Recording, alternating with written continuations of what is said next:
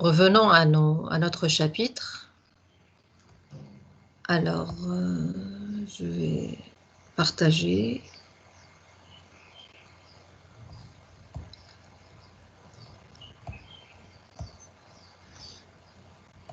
Donc, on est arrivé...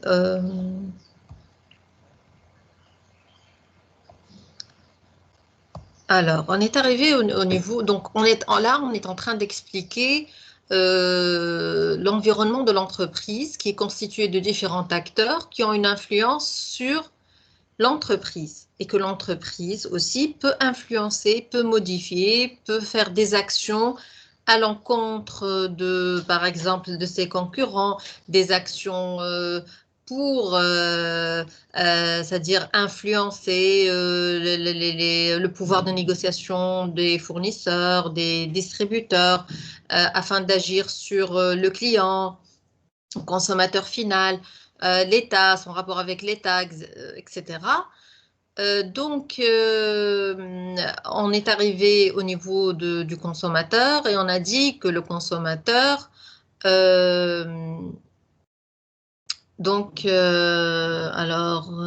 reprendre, voilà. Qu'est-ce que j'ai fait?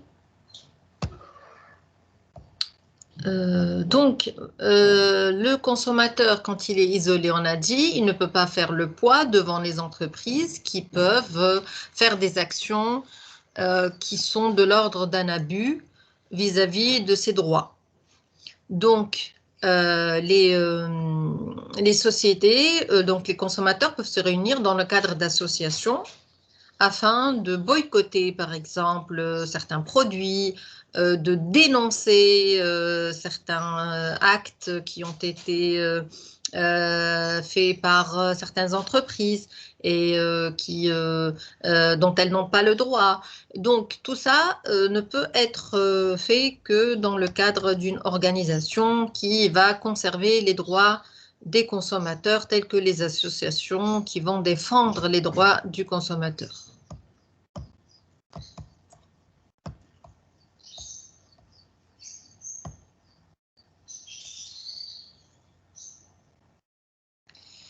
Bon, on essaie d'avancer donc par rapport à ça. Par rapport à la société, on a dit aussi que l'entreprise, elle peut être un acteur important qui peut faire en sorte que la société, c'est-à-dire elle apporte quelque chose de positif à la société dans laquelle il se trouve. On a dit que l'entreprise, elle permet de résorber le chômage, par exemple. Certaines entreprises, on les appelle des entreprises sociales. Des entreprises sociales, c'est le cas des entreprises qui, par exemple, se situent dans les zones rurales afin de permettre, par exemple, à certaines femmes dans les zones rurales de trouver de l'emploi ou certaines personnes qui sont dans ces zones-là trouver de l'emploi et qui font travailler donc des personnes. Donc, ce sont des entreprises sociales. Donc, les entreprises peuvent aussi nuire à la société en faisant, par exemple, des accidents industriels qui peuvent avoir des répercussions écologiques sur leur environnement.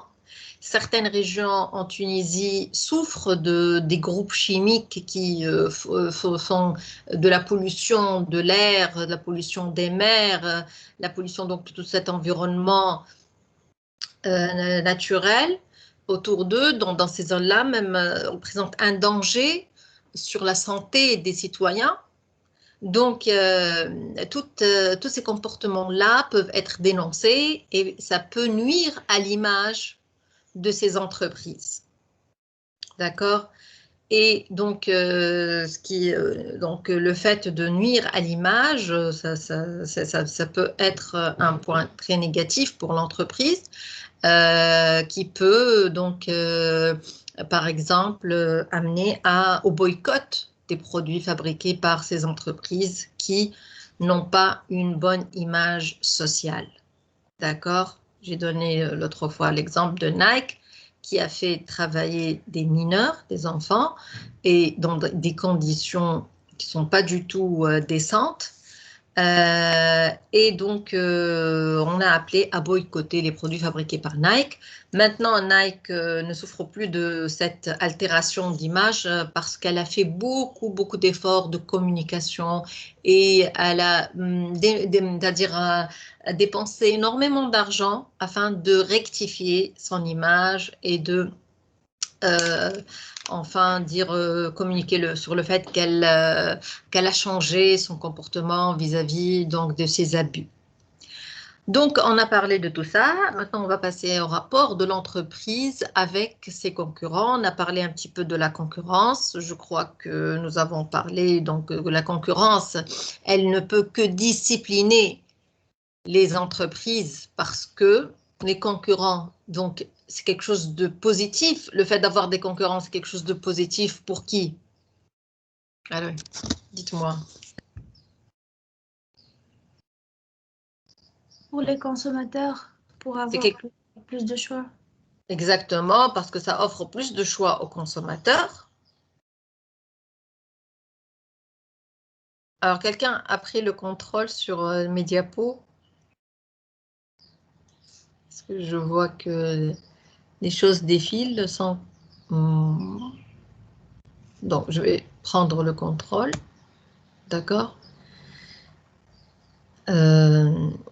Alors, vous visualisez les diapos de façon claire ou bien c'est pas très clair? C'est pas grand?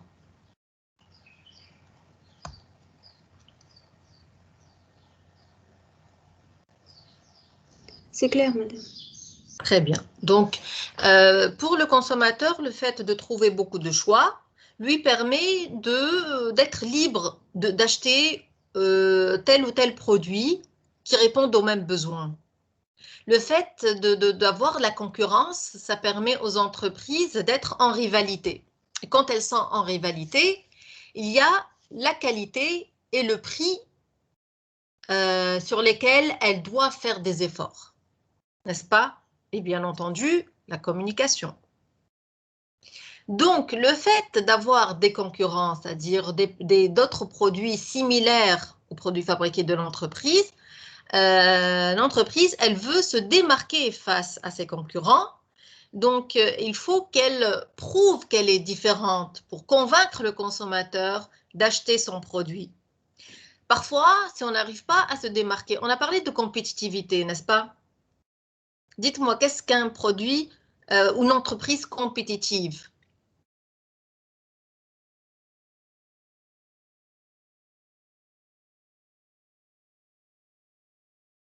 Une entreprise qui offre le même produit ou un produit alternatif à celui que produit de l'entreprise initiale. Non, la compétitivité, c'est quelque chose de positif auquel toutes les entreprises aspirent. C'est-à-dire toutes les entreprises cherchent à être plus compétitives les unes que les autres. Donc, être compétitive, ça veut dire quoi?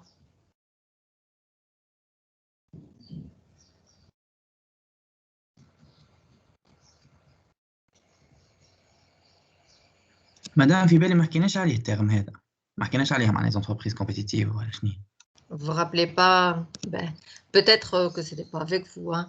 Très bien. Bon, donc vous n'avez pas d'idée sur cette notion de compétitivité. Alors, l'objectif de toute entreprise, c'est d'être compétitif.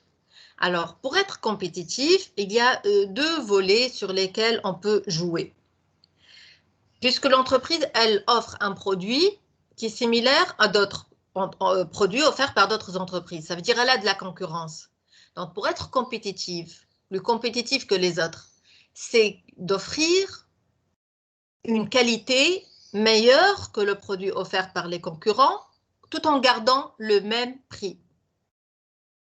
Donc, jouer sur la qualité, améliorer la qualité, mais le vendre avec le même prix. Donc, elle est plus compétitive, elle sera forcément choisie par le consommateur. Ou bien, garder la même qualité offerte aussi par les concurrents, même qualité que les concurrents, mais diminuer le prix. Essayer de diminuer le prix. Donc, prix moindre et la même qualité. Donc, ou bien elle réussit à avoir la première option, sinon la deuxième, et comme ça, elle est plus compétitive. Vous avez compris? C'est ça la compétitivité. Le terme, on le trouve souvent, mais je suis sûre que pas mal ne savent pas exactement ce que ça veut dire. Donc, c'est ça la compétitivité, ou bien dépasser les concurrents au niveau de la qualité, ou bien essayer de baisser le prix afin d'avoir un prix plus compétitif. Voilà, donc l'entreprise, donc elle doit essayer d'être meilleure que les concurrents. Sinon, si elle n'arrive pas ni à être différente au niveau de la qualité ou au niveau du prix, qu'est-ce qu'elle peut faire? Être différente à quel niveau?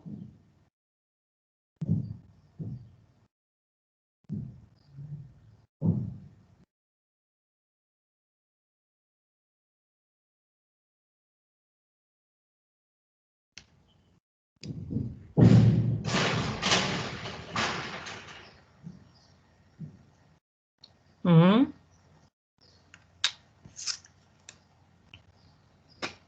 Elle peut être différente. Le mode de commercialisation.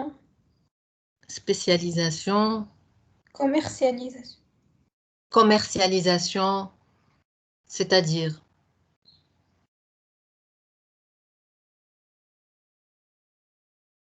plus de publicité, de marketing. Mhm. Hein? Quoi d'autre? De la marque dans le marché. De la marque, l'image de marque. L'image de marque. Donc, si elle n'est pas différente au niveau de la qualité ni au niveau du prix, elle essaye de trouver d'autres moyens de différenciation, notamment l'image. Alors, au niveau de la distribution, par exemple, oui, la commercialisation ou la distribution du produit, elle peut se distinguer au niveau de la distribution. Par exemple, avoir une distribution exclusive de son produit, des magasins spécialisés qui vendent exclusivement, par exemple, sa marque. Ou bien, c'est donc, en fait, la communication, la manière donc de communiquer, la publicité. En fait, la publicité, toute la communication, ça permet de consolider ou de former une image au produit, une image de marque ou une image de l'entreprise qui fabrique le produit. Donc, au niveau de l'image, l'objectif, c'est d'être différent des concurrents afin d'offrir aux consommateurs une raison pour choisir le produit fabriqué par l'entreprise et ne pas choisir un produit concurrent. D'accord? Donc, on avance. مدام بربي قبل ما نافونس عندي كيستيون صغيرة. احنا هذا اخر شابيتر ما هو مدام؟ Oui. اي مدام احنا تو هاو سي بون مازالونا قداش 9 سلايد ما نجموش نكملوها اليوم. Oui, justement. On va essayer de le terminer aujourd'hui afin de consacrer la prochaine séance à un TD. Pourquoi est-ce que vous avez... خاطر مدام هما الجمعة الجاية زادوها للجماعة اللي ما قراوش اون ليني، خاطر باغ اكزومبل الام بي اي وكل شهر رمضان كامل سبوزي يقراو اون ليني ما قراو حتى شيء، هيك علاش هي زادوها الجمعة هذيك باش اللي ما قراوش اون ليني يقراو. احنا مدام اون ليني قريناها تقول علينا نقراو في الفاك واكثر مدام، معناها تعبنا فيها على الاخر، دونك علاش نزيدوا فيها ديجا. معناها كي حكينا مع البروفيت الكل نهار الخميس الجاي مش باش نقراو، حتى نهار الجمعه الجاي معناها مش قارين ديجا، اللي بعدها حكينا معاها والعشيه من الاصل ما نقراوش. دونك باش تقعد لنا كان انت مدام باش نقول لنا 4 أيام، فهمت؟ ما نجموش ما نقراوش. Bon, on va essayer de terminer déjà le chapitre et franchement, un TD, ce n'est qu'un plus pour la préparation de l'examen, par exemple, qui va porter sur ce chapitre, forcément. L'examen va porter forcément sur ce chapitre. Donc, un TD, c'est une application. Donc, je pense que c'est un plus. On verra de toute façon. On va essayer d'abord. مادام معناها وقته خايب ما نجموش معناها ننقبوا نهار كامل على خاطر وديجا احنا معناها لازمنا عندنا اكزامان تي بي، ممكن برشا نستحقوا باش نمشيو لتونس في الوقت هيك. ما نجموش مادام نكملوا التي دي بعد شابيتر هذا باغ اكزومبل. نوليو نطول نزيدو ك4 ساعة بوز ونعملوها وسي بون. اليوم هاي ben, on verra. Hein? باهي. Ben, on verra. Ouais. Ben, on essaie d'avancer donc rapidement. Donc, ben, je prends là, les concurrents. Alors, concurrent, est-ce que vous connaissez la définition, la signification d'un produit de substitution?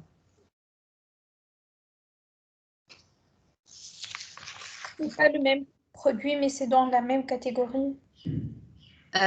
Produit, non, c'est pas la vraie définition parce que être dans la même catégorie, ça peut, par exemple, le shampoing et l'après-shampoing, même catégorie, mais c'est pas du tout la même utilisation, c'est pas le même besoin. Un produit de substitution, c'est un produit qui répond aux mêmes besoins. D'accord? Les produits se substituent, ça veut dire si tu trouves pas pour répondre à ton besoin, si tu ne trouves pas le produit A, tu peux le substituer au produit B. Mais ce n'est pas des concurrents. Ça veut dire que ce n'est pas la marque A qui est substituée à la marque B. Ça veut dire que ce ne sont pas des concurrents directs, des produits similaires. D'accord? Je donne un exemple. Le jus et les boissons gazeuses ne sont pas des produits similaires. Ils ne sont pas, c'est-à-dire, sont pas pareils, mais on peut les substituer. Si on ne trouve pas des boissons gazeuses, par exemple, pour célébrer une fête, on peut substituer ça au jus, avec un jus. Donc, des produits substituables. D'accord? Pour répondre à un besoin. Donc, les produits de substitution. Est-ce que l'entreprise doit faire attention à la menace des produits de substitution? Est-ce qu'ils représentent une menace? Ce ne sont pas de la même catégorie, ce ne sont pas des produits similaires, mais c'est des produits de substitution. Donc, l'entreprise, normalement, doit faire très attention aux concurrents directs, les produits qui sont similaires à son produit. Mais est-ce qu'elle doit faire attention aussi aux produits de substitution? Oui. Pourquoi? خاطر هما زاد نجموا ياخذوا لها الكليون تاعها. Parce que si l'entreprise exactement ne fait pas attention à la qualité ou bien au prix offert par ces produits de substitution, le consommateur peut se diriger petit à petit vers l'utilisation de ces produits de substitution. Parce que le produit qu'il utilisait est devenu trop cher ou bien la qualité est devenue moindre ou il n'a plus les moyens donc d'acheter ce produit-là, donc il va aller vers les produits de substitution. Si le prix du café devient de plus en plus cher, on va peut-être s'orienter vers le thé ou donc d'autres produits qu'on peut substituer. Un service, on peut donc aussi substituer un service par un autre. Par exemple, le service de transport. On peut parler, par exemple, de, au lieu de prendre l'avion, on peut opter pour le train. Ça coûte moins cher. Vous avez compris? Oui. C'est dans ce sens. On peut remplacer un produit par un autre, un service par un autre, si l'un offre un service qui devient trop cher ou bien la qualité devient moins intéressante. Voilà. Donc l'entreprise, non seulement elle doit s'intéresser et faire très attention, faire de la veille concurrentielle, c'est-à-dire ce que font les concurrents, leur niveau de technologie, leur prix, leur qualité, elle doit aussi faire très attention à l'évolution de ces produits de substitution. D'accord? Voilà. Les entrants potentiels. Alors, les entrants potentiels, on parle de qui là, les entrants potentiels? Toujours dans le cadre de la concurrence, du rapport d'entreprise avec les concurrents. Donc, il y a les concurrents directs, c'est-à-dire les entreprises qui offrent le même produit offert par l'entreprise. Il y a les produits de substitution, sont les produits qui répondent aux mêmes besoins sans forcément être de la même catégorie de produits offerts par l'entreprise. Il y a aussi la menace des entrants potentiels. C'est une menace invisible. Les entrants potentiels, on parle de qui? Des fournisseurs, des acheteurs. Non, les entrants potentiels. Entrants, ça veut dire il entre. Il entre où? Il entre sur le marché. Sur le marché.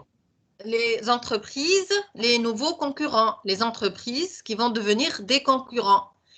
C'est une menace invisible parce qu'on ne voit pas qui va devenir concurrent prochainement. Est-ce que le nombre de concurrents va augmenter sur un marché donné, ou on va, par exemple, si on a le monopole, est-ce qu'on peut avoir pour longtemps le monopole, ou si on est seulement quelques entreprises, on appelle ça oligopole. Ça veut dire c'est pas une seule entreprise. Monopole, c'est une seule entreprise sur un marché.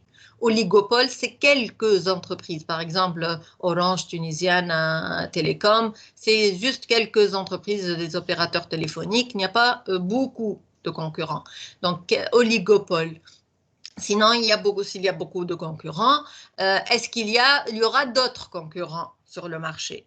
Donc, c'est une menace parce que ça va prendre sur la part de marché de chaque entreprise. S'il y a d'autres entreprises qui entrent sur le marché. Généralement, quels sont les marchés sur lesquels les entreprises veulent entrer?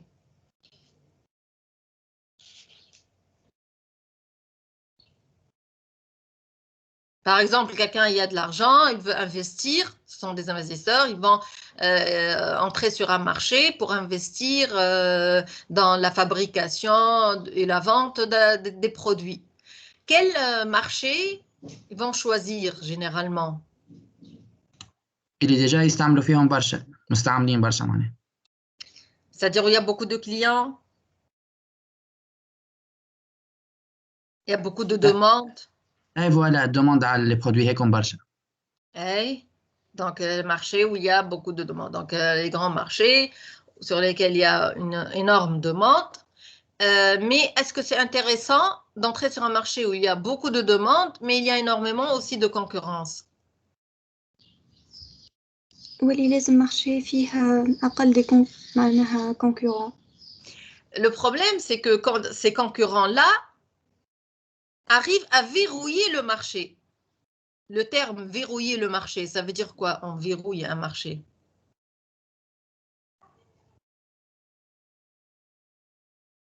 On verrouille un marché, ça veut dire on laisse plus aux nouveaux entrants la possibilité d'entrer sur ce marché-là. C'est-à-dire quelqu'un qui va investir pour fabriquer un produit concurrent au nôtre, il ne peut pas gagner. On ne lui laisse pas la possibilité de gagner, il va faire faillite, il ne va pas supporter, c'est-à-dire il ne va pas trouver une place sur ce marché-là parce qu'on l'a verrouillé, ça veut dire on l'a fermé. Alors, est-ce que vous pouvez me donner des méthodes qui permettent aux entreprises de verrouiller le marché, ne plus laisser la place aux nouveaux entrants?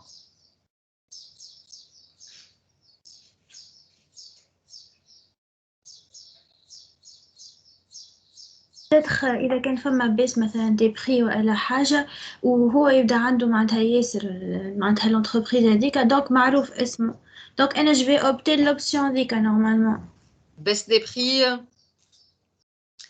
En fait, le fait, surtout, c'est quand les entreprises réalisent des économies d'échelle. Parce que plus l'entreprise a une bonne position sur un marché donné, elle peut maîtriser de plus en plus les coûts en augmentant la quantité produite parce qu'elle a un grand marché, c'est-à-dire elle a beaucoup de demandes, une part de marché importante, donc elle arrive à réaliser des économies d'échelle. Le terme économie d'échelle désigne le fait que plus on augmente la production, plus les coûts fixes vont diminuer, les coûts fixes unitaires vont diminuer, donc on maîtrise plus les coûts parce qu'on a beaucoup de demandes à satisfaire.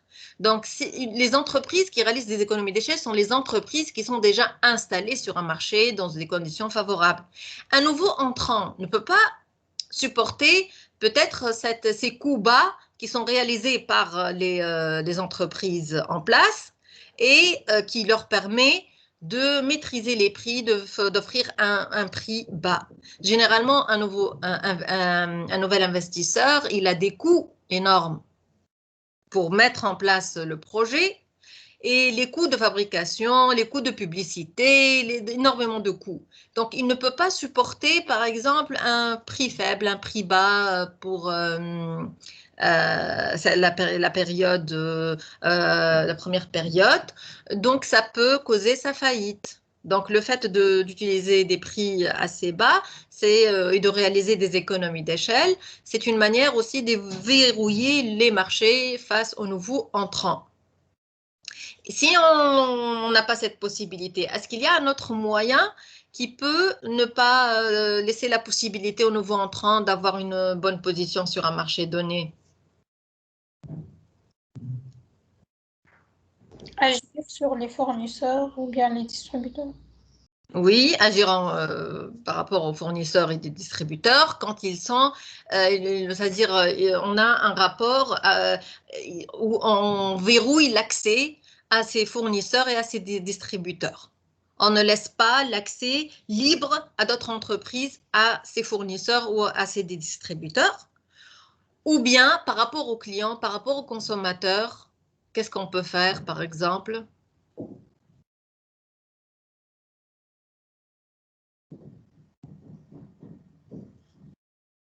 Afin de ne pas laisser la chance aux autres entreprises, aux nouveaux concurrents qui vont offrir un produit similaire au produit offert par l'entreprise. Qu'est-ce qu'on peut faire aux consommateurs?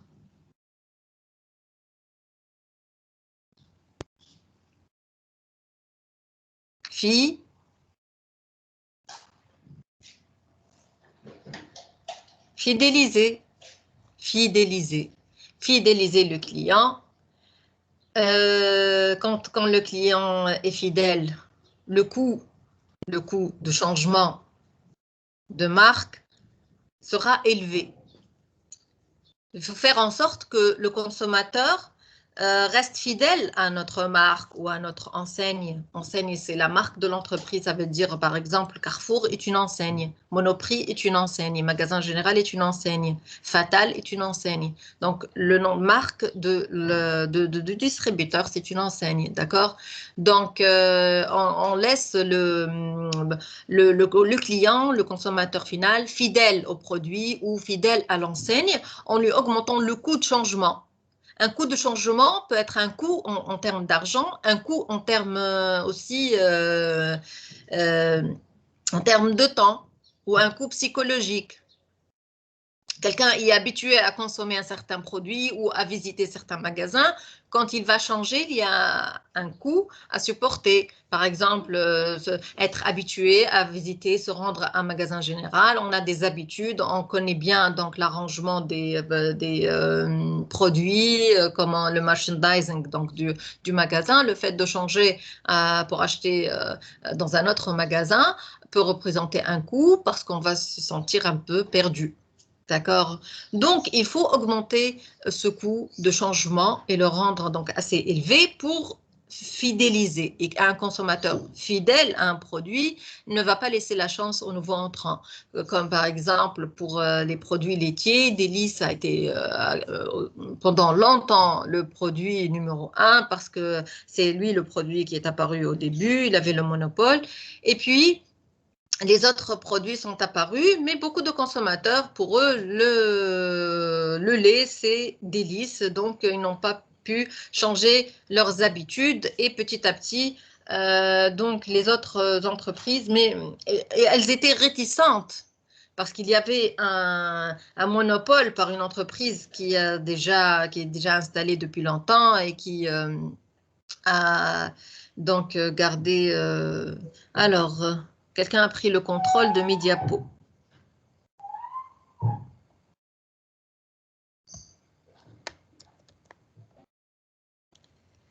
Donc, j'essaie d'avancer, mais je n'arrive pas. Donc, on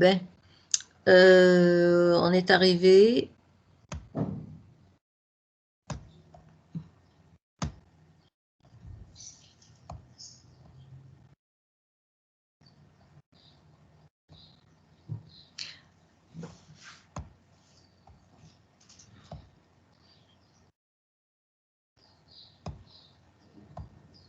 Donc, Comment échapper à la concurrence? Ça, on l'a dit. On a dit que la différence, le fait d'être différent des autres concurrents, c'est un moyen d'échapper à la concurrence.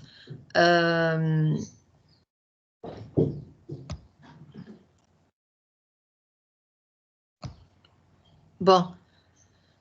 Alors, on va aller maintenant à l'entreprise et son macro-environnement. Mais avant ça, on va juste faire une petite récapitulation. Ce que nous avons vu dans l'environnement de l'entreprise représente les 5 forces de Porter. Alors, les 5 forces de Porter, c'est un outil qui sert à analyser, faire une analyse stratégique de l'environnement.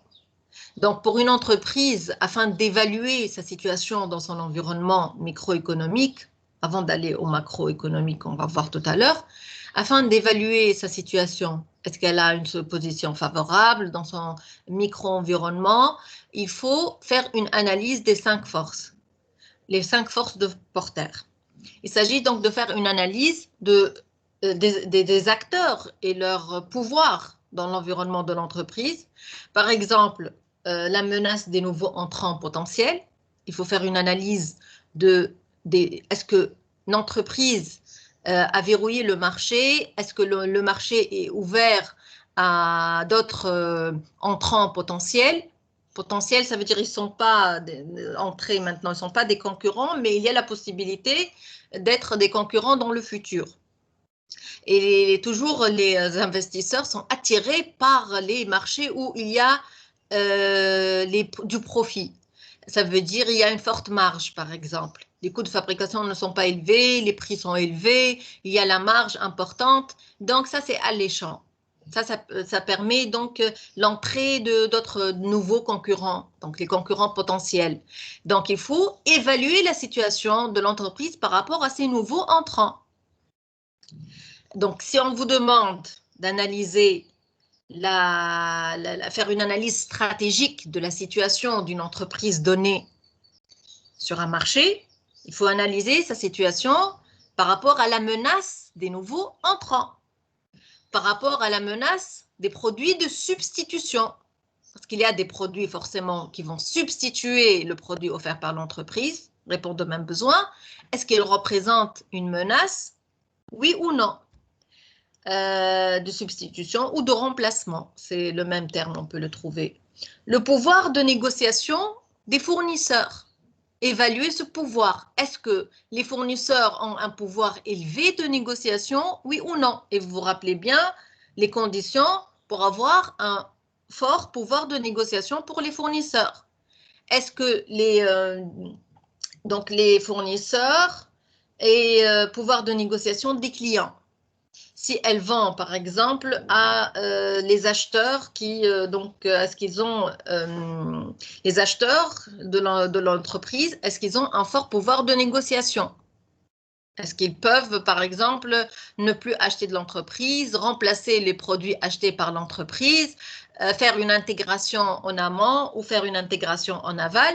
Faire une intégration en aval, c'est quand tu remplaces ton client. Faire une intégration en amont, c'est quand tu remplaces ton fournisseur. Ça veut dire, par exemple, au lieu d'acheter le produit du fournisseur, tu remplaces ce produit, donc tu le fabriques par tes propres moyens. Au lieu d'acheter un service, aussi, tu le remplaces par tes propres moyens. Rappelez-vous bien, pendant le confinement, beaucoup de personnes ont remplacé, par exemple, certains produits donc on remplace un service, on remplace donc le fournisseur d'un produit. Par exemple, le pain, beaucoup de personnes ont commencé à fabriquer le pain chez eux. Remplacer le service offert par exemple le ménage, le jardinage, parce qu'on ne voulait pas faire entrer des gens dans les foyers. Donc, le service a été remplacé. Donc, ça, c'est une forme de menace. Donc, parfois, quand on remplace le service, on se rend compte qu'on n'a plus besoin de ce fournisseur, de cette entreprise qui nous fournissait ce service ou qui nous fournissait ce produit. Donc, il y a aussi l'intensité de la rivalité, l'intensité de la concurrence dans cet environnement. Plus il y a de l'intensité de la concurrence, plus il y a du concurrent, plus cet environnement n'est pas favorable à l'entreprise. Donc, il faut faire une analyse de ces 5 forces donc de l'environnement afin d'évaluer est-ce que l'entreprise se trouve dans une situation favorable, oui ou non. D'accord? Maintenant, on a parlé aussi d'une analyse macroéconomique, si vous vous rappelez très bien donc, de la matrice SWOT où on évalue l'environnement pastel, l'environnement macroéconomique qui influence l'entreprise et que l'entreprise ne peut pas modifier. C'est un environnement qui est subi par l'entreprise. Donc, alors, qu'est-ce qu'on peut trouver dans cet environnement? Les facteurs qui déterminent le macro-environnement, par exemple, les facteurs démographiques. Facteurs démographiques, parfois, il faut faire attention à ces facteurs parce qu'ils peuvent influencer l'entreprise. Ils peuvent représenter des opportunités comme ils peuvent représenter des menaces. Donc, les facteurs dans le macro-environnement, on peut trouver des opportunités comme on peut trouver des menaces. Donc, par exemple, en ce qui concerne les facteurs démographiques ou socio-démographiques, la taille, par exemple, de la population, l'évolution de la pyramide des âges, le flux migratoire. Donc, ce sont des données qu'on peut utiliser, par exemple, pour détecter les opportunités. Quand, par exemple, la taille de la population est énorme ou elle augmente de plus en plus, on peut penser à profiter de cette donnée afin de fabriquer un produit, par exemple, de grande consommation.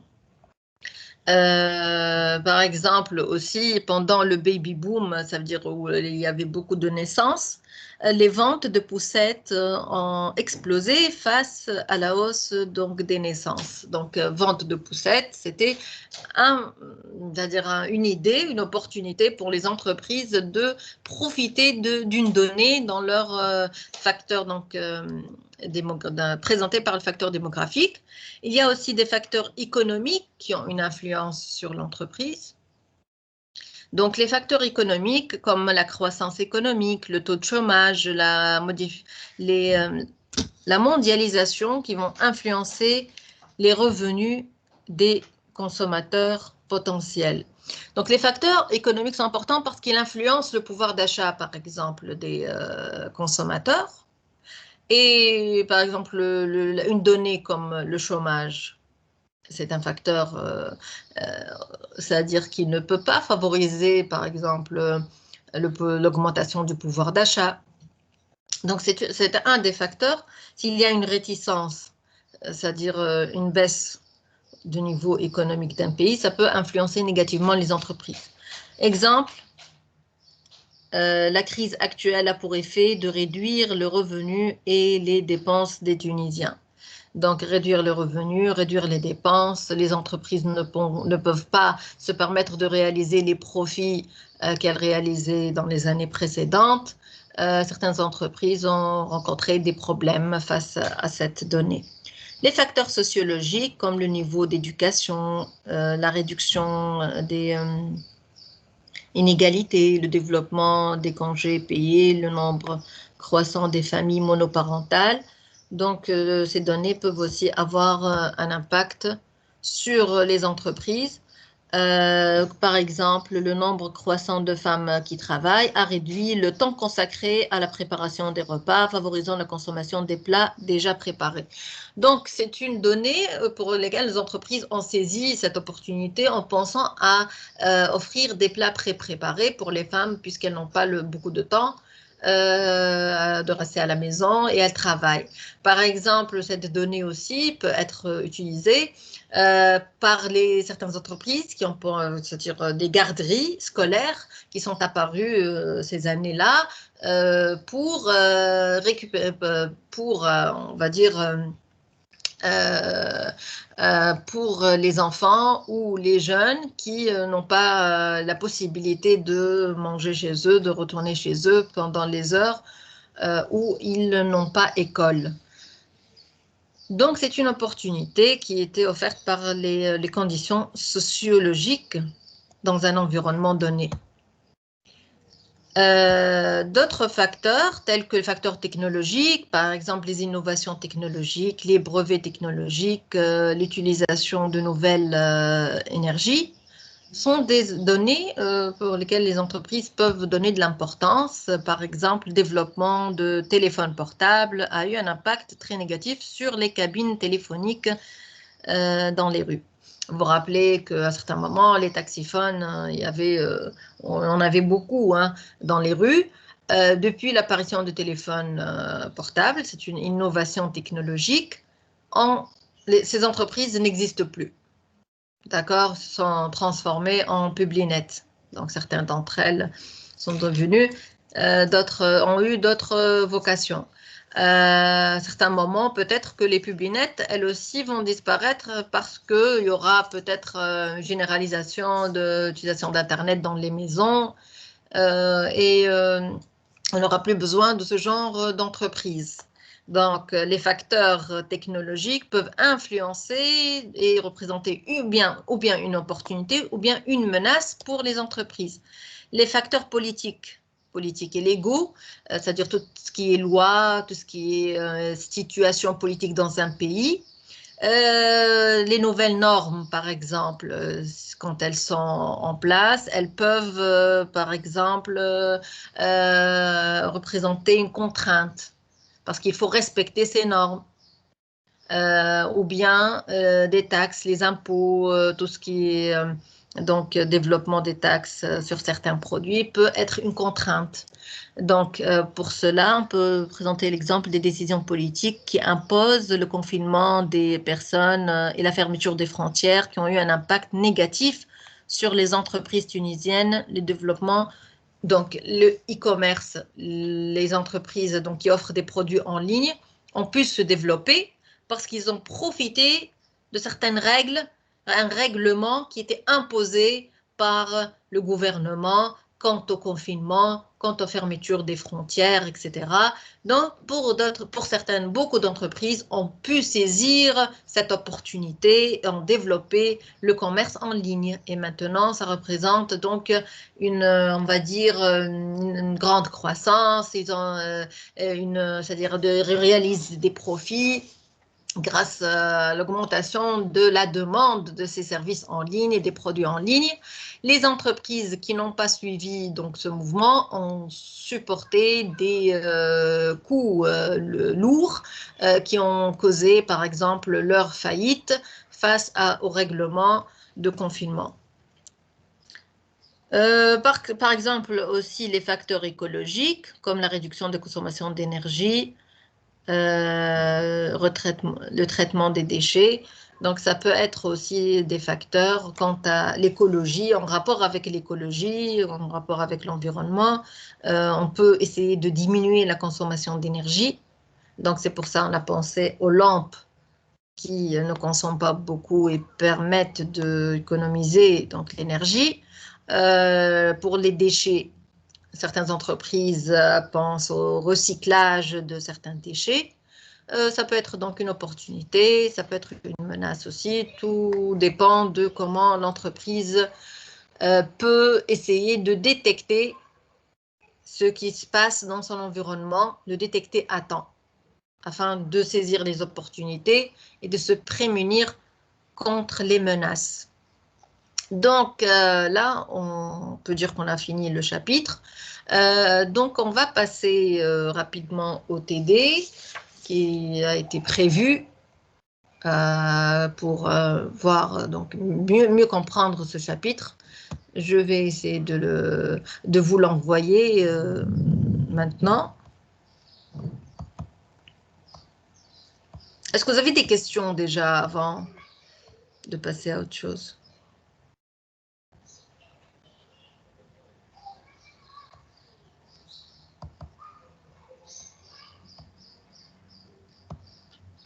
Normalement, ça va. D'accord. Alors, je vais essayer d'envoyer dans conversation. Je vais essayer de chercher comment l'envoyer dans conversation.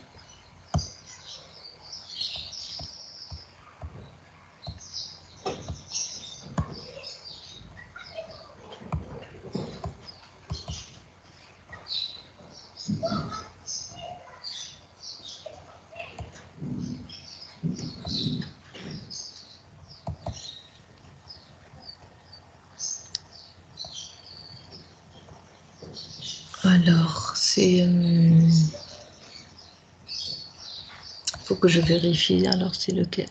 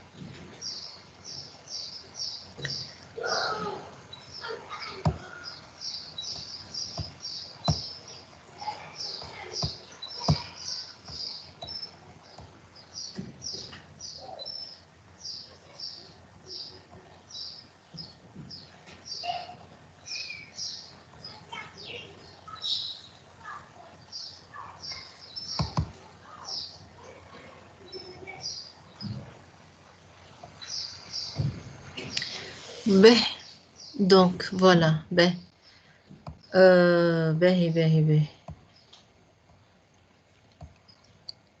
TD5, voilà.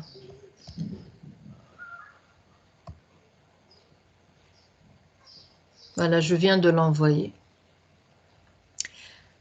Ça, c'est le TD5, donc si vous pouvez l'ouvrir. Mais il y a aussi un autre.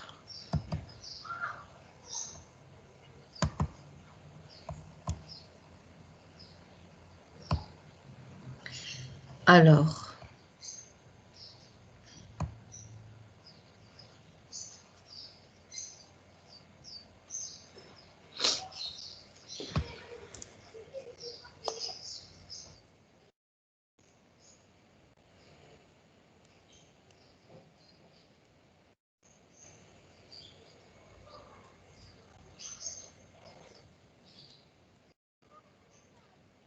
Bon. En ce qui concerne, donc on va aller au TD 5, hein, parce que le TD 4, ça reprend ce que je viens de vous dire en ce qui concerne la menace des nouveaux entrants. Donc ça, c'est en rapport avec, ça résume un petit peu ce que je viens de dire sur la menace. Des nouveaux entrants et d'ailleurs je vais vous envoyer la correction de ce TD4 parce que c'est la question, alors vous l'avez devant vous, oui ou non? Oui madame, c'est bon. Donc le TD4, comme vous voyez, la question travail à faire, c'est expliquer de quoi dépend la menace des nouveaux entrants, des produits de substitution, du pouvoir de négociation des fournisseurs, de celui des acheteurs et de l'intensité de la rivalité entre les entreprises.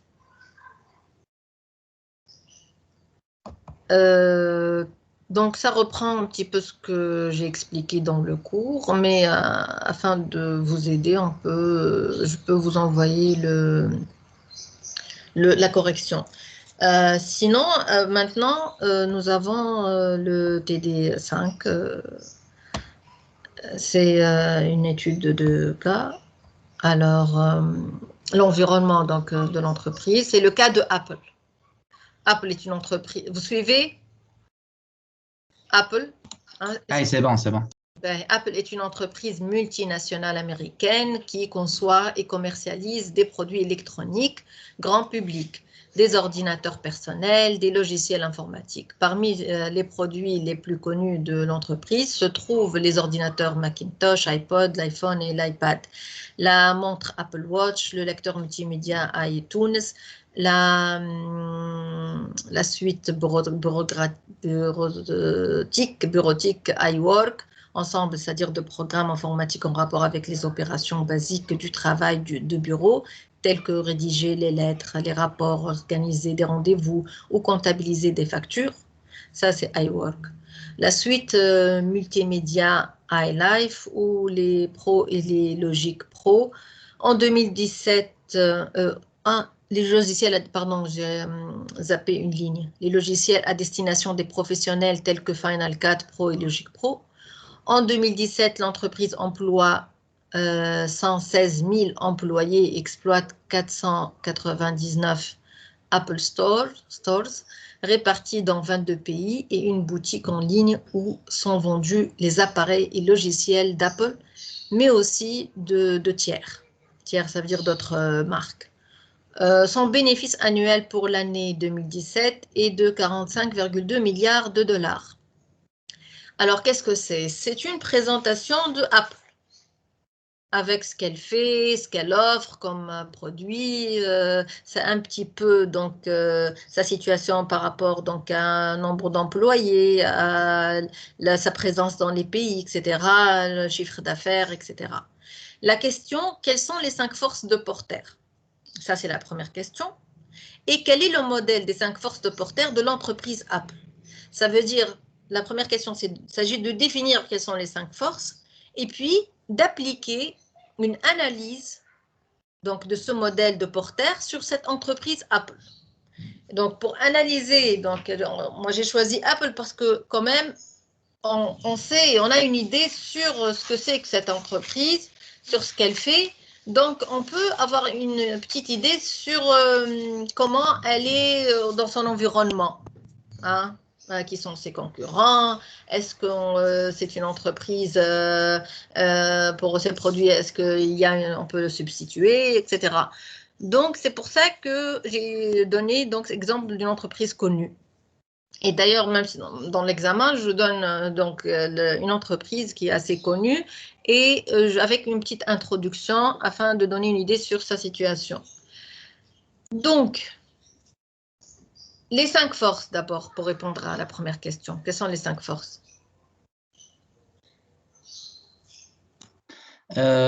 فما حاجة أنها معناها موجودة في الدومين الكل نتاع الانفورماتيك معناها كيلكو سوا عندها برشا معناها كيلكو سوا تليفون ولا بي سي ولا مونتر ولا معناها شامل. وثاني حاجة موندياليزاسيون عندها في برشا بيات. Alors, pour la première question, c'est purement théorique, ça n'a pas de rapport direct avec l'entreprise. Donc, dans la première question, il faut juste me rappeler les 5 forces. Ça veut dire la menace des nouveaux entrants, la menace des produits de substitution, le pouvoir de négociation des fournisseurs, le pouvoir de négociation des clients et l'intensité de la concurrence. Il faut juste donc citer les 5 forces. Pour la deuxième question, on va essayer d'appliquer donc ce modèle de 5 forces sur le cas de Apple. Donc, essayer de réfléchir par rapport à chaque force, à chaque, par exemple, menace, la situation de Apple. D'accord? Donc, je vous laisse donc 2 minutes pour y réfléchir.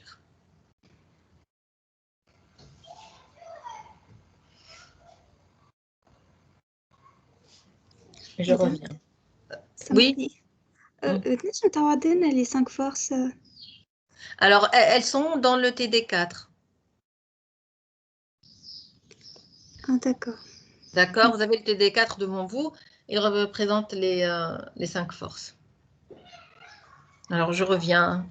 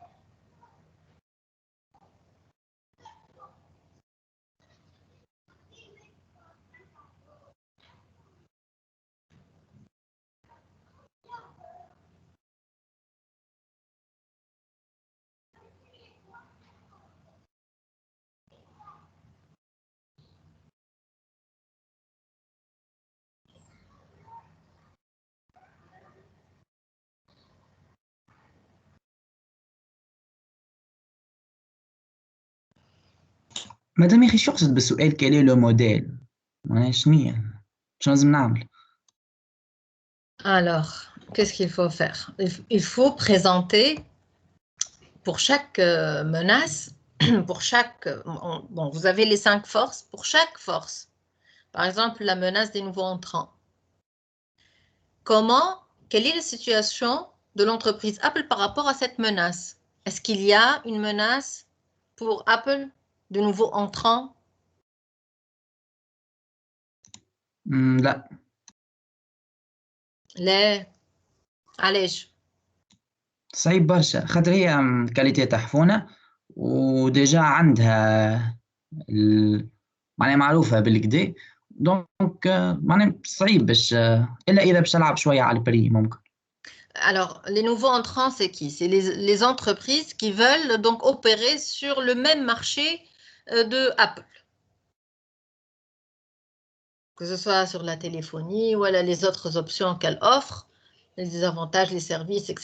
Donc, les nouveaux entrants, c'est-à-dire les entreprises qui vont devenir des entreprises concurrentes de Apple. Est-ce qu'il y a une menace? On a dit que si les entreprises en place mettent des barrières, les autres entreprises ne peuvent pas entrer sur le marché. Barrière, ça veut dire on verrouille le marché. Alors, est-ce qu'il y a des barrières technologiques?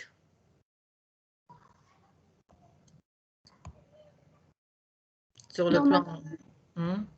نورمالمون يخاطر مثلا انت كنت حاب تعمل حاجه جديده معناتها باقي اون كور دو ديفلوبمون هما ديجا عندهم معناتها ياسر وقت في الدومين هذايا ومعناتها وديجا معناتها لو طون اللي انت تحب تخلط عليه هو يكون عمل فيتشر جديده والا حاجه جديده في معناتها لي برودوي نتاعو دونك سي بريسك امبوسيبل انك باش معناتها باش تنافسوا كيف هو اون بلس توا ولاو مثلا معناتها تشري مثلا ايفون جوست على خاطر اسمه ايفون معناتها مش حتى على معناتها لي فونكسيوناليتي اللي فيه D'accord.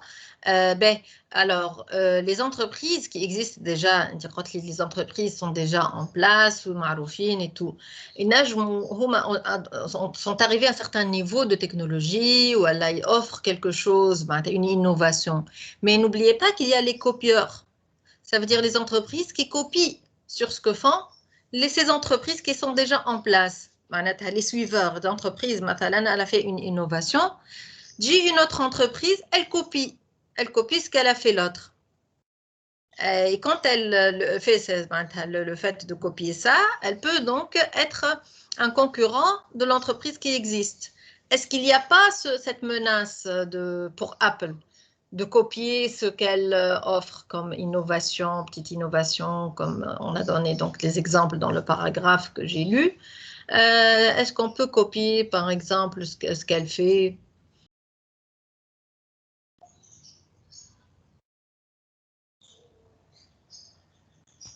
ينجم معناها انتربريز جديده تجي تدخل للدومين، اما صعيب برشا كان باش تنجح، التو ريسيت نتاعها ضعيف برشا معناها.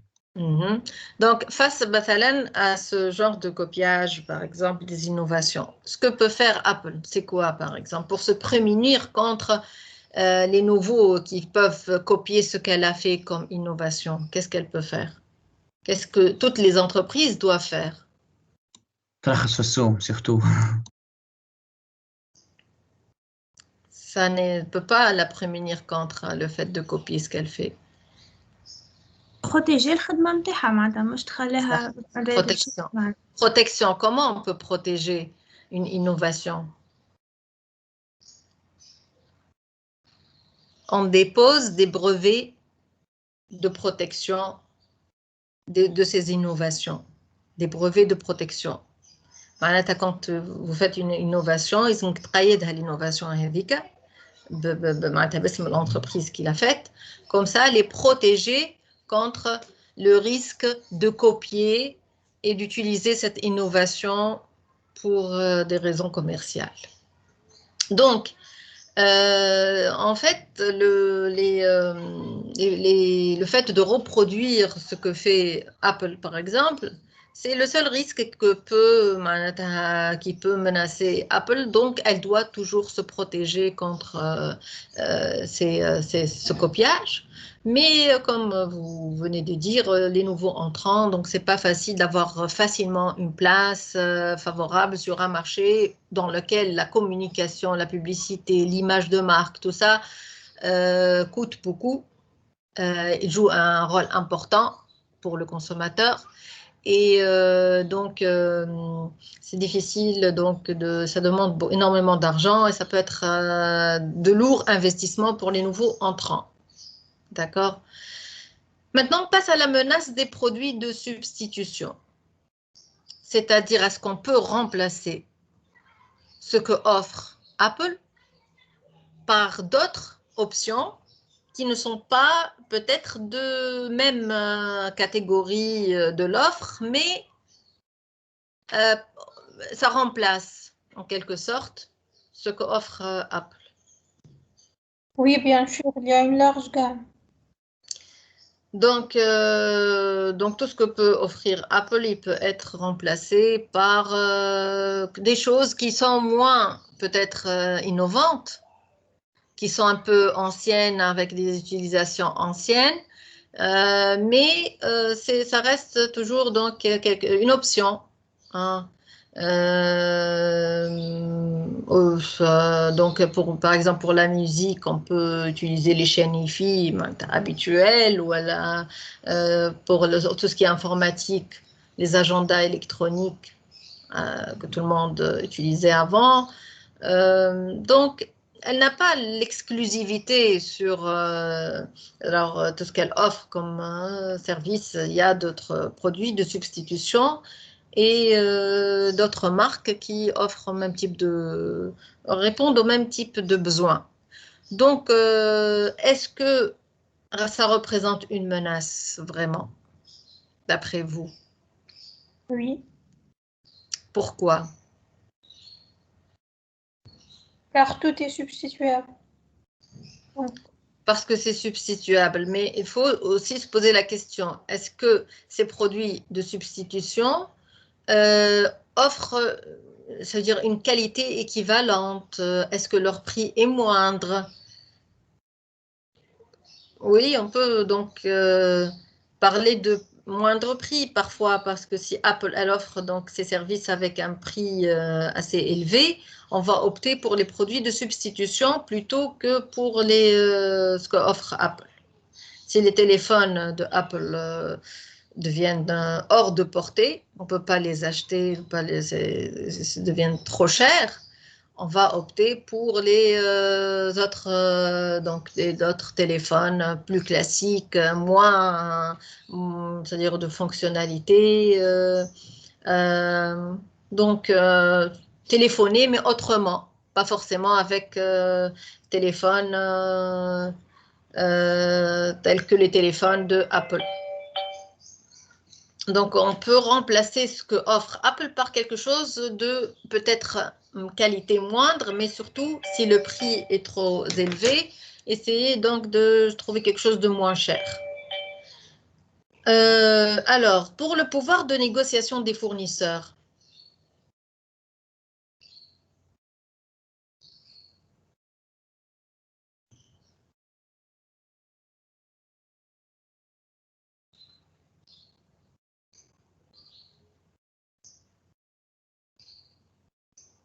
مدام بالله سؤال صغير معناها لي كونكورون معناها هما سامسونج وهواوي وكل وال سبستيتيسيون نتاع لي تليفون هما شنو معناها نجم نقولوا هو بي سي ولا PC.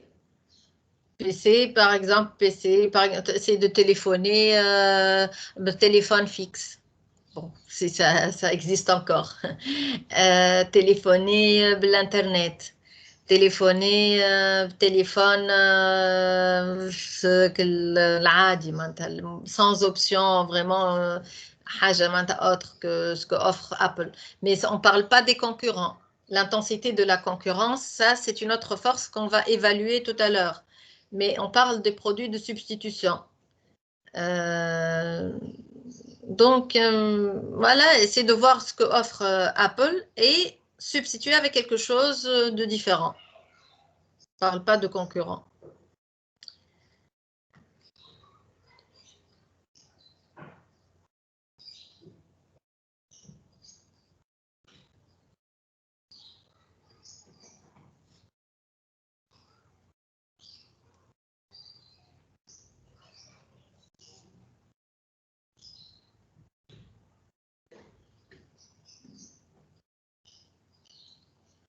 Alors, le pouvoir de négociation des fournisseurs.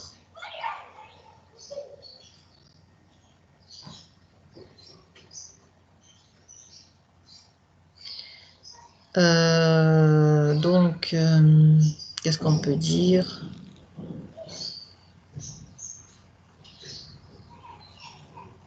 Par exemple, Apple, elle a un fort marché dans le secteur de la vente de musique en ligne. Et donc, les maisons de disques sont ceux qui ont le pouvoir de décision. Donc, ils ont le pouvoir de négociation. Donc, ils peuvent interdire le droit de diffusion sur un site et autoriser à notre site de diffuser la musique. Donc, face à ce genre de fournisseur, elle est dans une situation où elle n'a pas un fort pouvoir de négociation, mais plutôt c'est le fournisseur qui a un fort pouvoir de négociation. Bon, ça c'est un exemple. Je sais très bien qu'on n'a pas assez de données sur le cas de Apple pour pouvoir juger de façon plus claire le pouvoir de négociation des fournisseurs. Donc voilà, j'ai donné justement cet exemple de fournisseur. Donc il s'agit ici de maisons de disques. Pour le pouvoir de négociation des clients.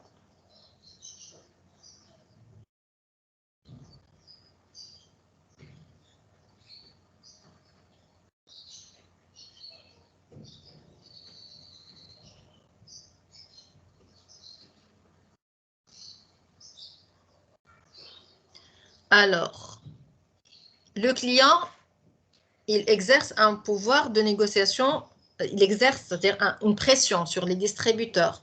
Les distributeurs, il exerce une pression sur l'entreprise qui fabrique le produit, un produit donné. Donc, le pouvoir de pression des distributeurs, il dépend de la taille, de l'importance de cette entreprise, de cette enseigne qui vend les produits.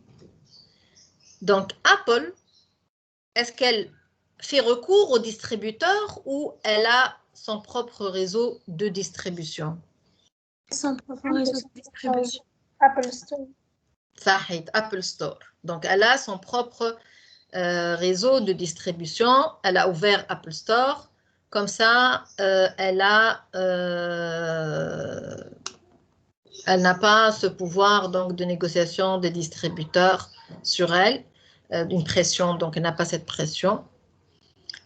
Et en plus, elle a fait en sorte que les clients sont attirés par ces produits et par cette marque.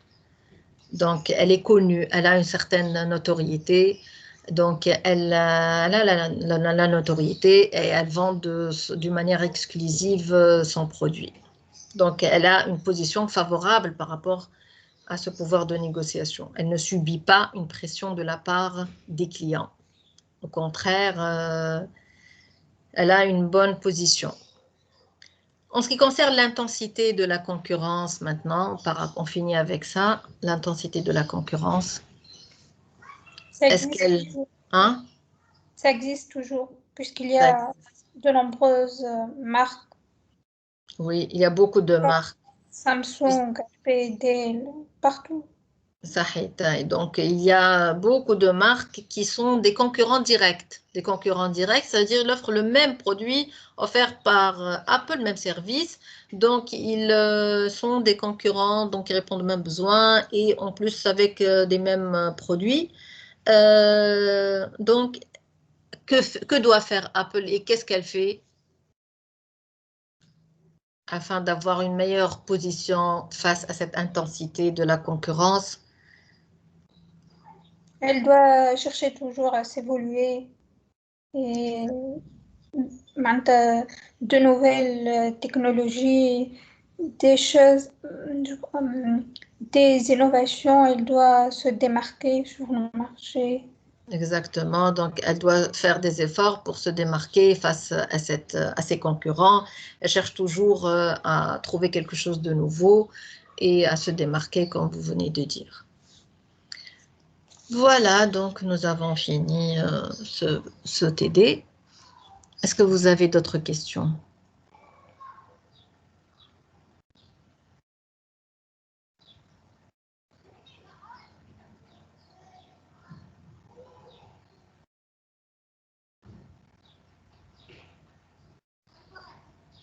Tout est clair?